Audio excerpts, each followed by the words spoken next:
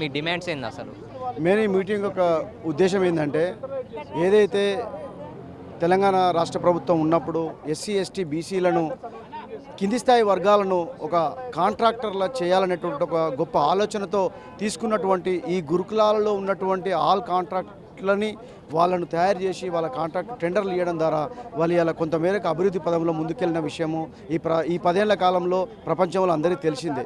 ఏదైతే కాంగ్రెస్ ప్రభుత్వం ఫామ్ అయిన తర్వాత వీటిపైన ఒక స్పష్టమైనటువంటి ఒక నిర్ణయం తీసుకోకుండా, కనీసం ఆ కాంట్రాక్టర్లను పిలిచి వాళ్ళ యొక్క బాధలు అడిగి తెలుసుకోకుండా, కనీసం వారి యొక్క విధి విధానాలు వాళ్ళ యొక్క విషయాలు తెలుసుకోకుండా ఇవాళ నిర్దాక్ష్యంగా జియో 17ను తీసుకొచ్చి ఇవాళ వాళ్ళను టెండర్లో పార్టిసిపేట్ చేయకుండా మినిమం విషయం ఇంటిమేట్ చేయకుండా జియో తీసుకొచ్చి టెండర్లో పార్టిసిపేట్ చేయకుండా వాళ్ళను అడ్డుకునేటువంటి ప్రయత్నం చేశారు. ఇలా ప్రభుత్వం అడ్డుకున్నది.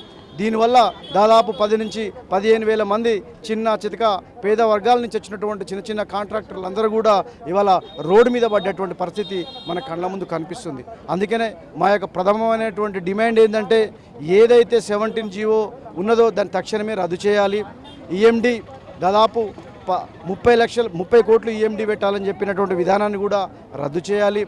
మినిమం 50 కోట్ల టర్నోవర్ ఉన్నటువంటి కాంట్రాక్టర్ మాత్రమే టెండర్కు పార్టిసిపేట్ చేయాలని చెప్పినటువంటి విధానాలు ఇవన్నీ చాలా ఉన్నాయి.